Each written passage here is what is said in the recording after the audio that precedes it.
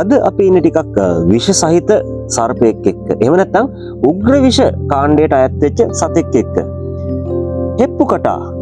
එහෙම නැත්නම් කුණ කටුවා කියලා හඳුන්වන සර්පයා තමයි මේ ඉන්නේ.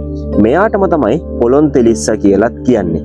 පොළොන් කුලෙන් අපට හම්බ වෙන කුඩාම සමාජිකයා තමයි මේ.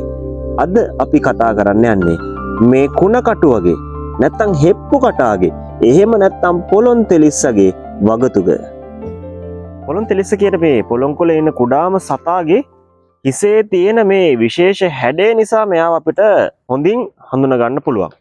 මේ විදිහට මේ පිළිමයක් වගේ නිසල්මනේ හිටියට හරි ඉක්මනින් ෂණිකව පහර දෙන්න පුළුවන් සතෙක් තමයි පොළොන් තෙලිස්ස කියලා කියන්නේ.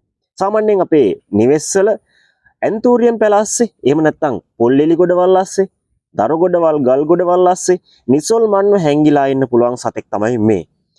ඒ වගේම මෙයාට කුණ කටුව කියලා කියන්නේ මෙයා දෂ්ට කරපු තැන්වල පටක කළු පාටින් කුණු වෙන නිසා කියලාත් ජනප්‍රවාදයේ කතාවක් තියෙනවා. කොයිතරම් විෂ සහිත සතෙක් වුණත් අපෙන් හානියක් නැති තාක් මෙයාලගෙන් අපිට කිසිම හානියක් නැහැ.